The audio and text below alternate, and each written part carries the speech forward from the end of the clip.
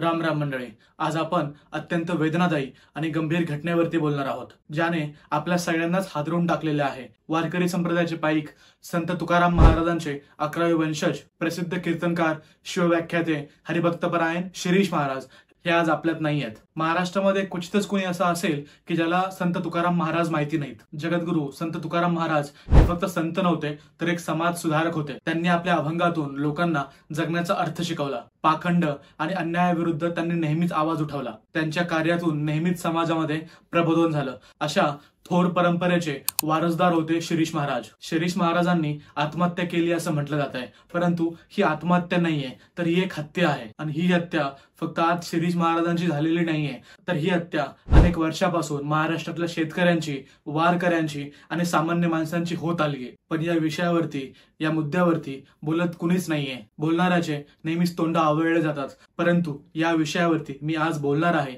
आणि अत्यंत धक्कादायक आकडे सादर करणार आहे, अत्यंत धक्कादायक खुलासे करणार आहे। त्यामुळे हा व्हिडिओ शेवटपर्यंत नक्की पहा। ज्या प्रकारे संत तुकाराम महाराजांनी आपल्या अभंगातून समाजाला प्रेरणा दिली, अन्याय आणि अंधश्रद्धेविरुद्ध आवाज उठवला, त्याच विचारांचा वारसा शिरीष महाराजांनी पुढे चालवला होता।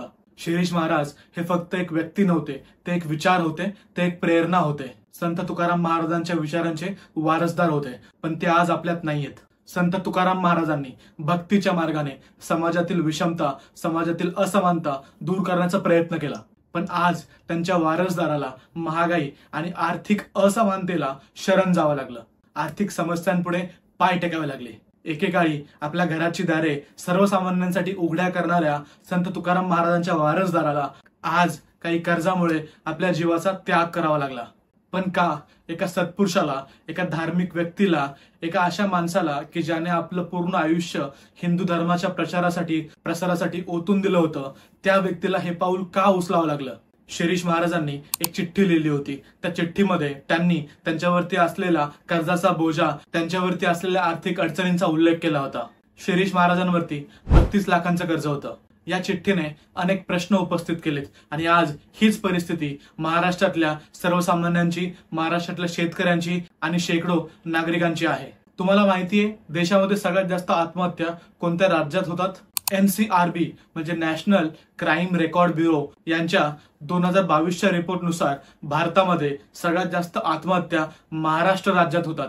2022 मध्ये महाराष्ट्रातल्या 22,746 लोकांनी आत्महत्या केल्यात। म्हणजे प्रत्येक दिवसाला 62 लोक आणि प्रत्येक तासाला 3 लोक आपलं जीवन संपवतायत। आणि या लोकांमध्ये सगळ्यात जास्त संख्या आहे शेतकऱ्यांची, कर्जबाजाऱ्यांची आणि बेरोजगारांची। असं नाहीये की 2022 मध्येच महाराष्ट्रामध्ये सर्वाधिक आत्महत्या झाल्यात, तर 2019, 2020, 2021, 2022 अशा सलग 4 वर्षामध्ये महाराष्ट्रामध्ये भारतातल्या सगळ्यात जास्त आत्महत्या झाल्यात। आणि असं अजिबात नाहीये की आपल्या सरकारनं या आत्महत्या रोखण्यासाठी काही पाऊल उचलले नाहीत। लोकसभा आणि विधानसभेच्या निवडणुका 2024ला आहेत, हे लक्षात घेऊन केंद्र सरकारनं 2023ला आत्महत्येचा रिपोर्टच पब्लिश नाही केला। म्हणजे 2023ला, 2024ला देशात आणि महाराष्ट्रात किती आत्महत्या झाल्यात याचा रिपोर्ट केंद्र सरकारनं पब्लिशच नाही केला। याचाच अर्थ असा, ना सरकारी आकडे समोर येतील, ना लोक प्रश्न विचारतील आणि ना निवडणुकीमध्ये काही नुकसान आम्हाला होईल। सकाळ या वृत्तपत्रामध्ये आलेल्या बातमीनुसार जानेवारी 2024 ते सप्टेंबर 2024 या 9 महिन्यात 1933 शेतकऱ्यांनी आत्महत्या केल्यात। मार्च 2022 पर्यंत महाराष्ट्रातल्या एकूण थकीत कृषी कर्जाची रक्कम होती 5.5 लाख कोटी। देशातील इतर कोणत्याही राज्यापेक्षा महाराष्ट्रातल्या या कृषी कर्जाची रक्कम सगळ्यात जास्त होती। आता अजून एक धक्कादायक आकडा मी तुम्हाला सांगतो। गेल्या 10 वर्षात म्हणजे 2015 ते 2024 या 10 वर्षांमध्ये केंद्र सरकारने मोठ्या मोठ्या उद्योगपत्यांचे 12.5 लाख करोड रुपयांचे कर्ज माफ केलेत। तर या कर्ज माफ झालेल्या लोकांच्या यादीमध्ये कोण आहे? तर या यादीत आहे Adani, Ambani, JP group, Jindal group यासारखे मोठे मोठे उद्योगपती। शेतकऱ्यांच्या कर्जाच्या डबल रक्कम या केंद्र सरकारने या मोठ्या मोठ्या उद्योगपत्यांची माफ केली आहे। पण दुसरीकडे मध्यमवर्गीयांना, शेतकऱ्यांना लहान लहान कर्जासाठी देखील संघर्ष करावा लागतो। आणि या मोठ्या मोठ्या उद्योगपत्यांच्या माफ केलेल्या कर्जामध्ये 63% रक्कम ही सरकारी बँकांची होती। याचाच अर्थ तुम्ही आम्ही 2-2 रुपये जमा करून बँकेत ठेवलेली रक्कम सरकारने या मोठ्या मोठ्या उद्योगपत्यांच्या घशात घातलीये. एका लहान शेतकऱ्याला निव्वळ 50,000च्या कर्जासाठी देखील खूप साऱ्या अटी, खूप साऱ्या शर्ती घातल्या जातात आणि ज्यामुळे कर्जमाफी जरी झाली तरी देखील त्याचा फायदा सगळ्या शेतकऱ्यांना कधीच होत नाही आणि ती कर्जमाफीची रक्कम तळागाळापर्यंत पोहोचत नाही.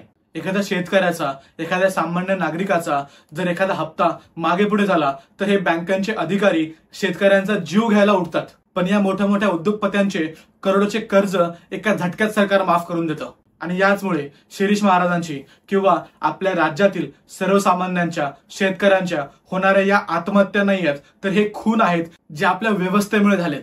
शासकीय उदासीनतेने, महागाईने, बेरोजगारीने आणि सरकारच्या बेजबाबदार वृत्तीने केलेले हे खून आहेत. शिरीष महाराजांनी घेतलेल्या कर्जापैकी काही कर्ज त्यांनी एक उद्योग चालवण्यासाठी देखील घेतलं होतं, जिथे त्यांना आर्थिक नुकसानीला सामोरे जावं लागलं. कदाचित शिरीष महाराजांना माहिती असावं की आपण कोणी करोडपती नाही आहोत ज्याने सरकार आपले कर्ज माफ करेल किंवा आपल्याला दुसऱ्या देशांमध्ये पळूनही जाता येणार नाही. त्यामुळे कदाचित या व्यवस्थेला कंटाळून शिरीष महाराजांनी आपलं आयुष्य संपवलं असावं. एक वेळ होती जेव्हा सगळेजण महागाईवरती, बेरोजगारीवरती बिनधास्त बोलत होते, बातम्या चालत होत्या, पिक्चर बनत होते, गाणे बनत होते. परंतु आज तशी परिस्थिती आहे का? आज ती हिंमत कोणामध्ये राहिलेली नाहीये.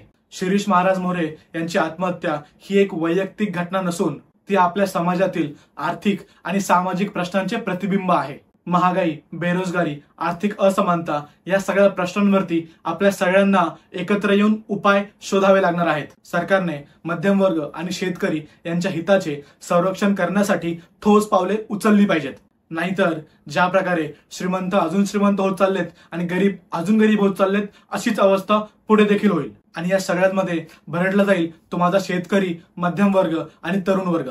आणि महाराष्ट्र आत्महत्यांच्या होणाऱ्या या घटनांमध्ये असाच एक नंबरवरती राहील, जे की एक महाराष्ट्रीयन म्हणून कोणालाही आवडणार नाही. कित्येक जण कीर्तनावरती मोठे होत आहेत, परंतु शिरीष महाराजांनी आजवर मोफत कीर्तन सेवा केली आहे. फक्त यावेळी जरा गडबड झाली आणि वारकरी संप्रदायावरती दुःखाचा डोंगर कोसळला. शिरीष महाराजांनी थोडेसे खंबीर राहायला पाहिजे होते, थोडंसं धाडस दाखवायला पाहिजे होतं. एक वेळ आवाज दिला असता तर अख्खा महाराष्ट्र महाराजांच्या मदतीला धावून नक्कीच आला असता. पण त्यांनी ते केलं नाही, याच गोष्टीची खंत आहे. महाराष्ट्रात होणाऱ्या या आत्महत्यांबद्दल, शिरीष महाराजांच्या आत्महत्येबद्दल तुम्हाला काय वाटतं? तुमचं या विषयावरती काय मत आहे मला कमेंट करून कळवा. आणि व्हिडिओ आवडला असेल तर लाईक करा आणि चॅनलला सबस्क्राईब करायला विसरू नका. जय महाराष्ट्र.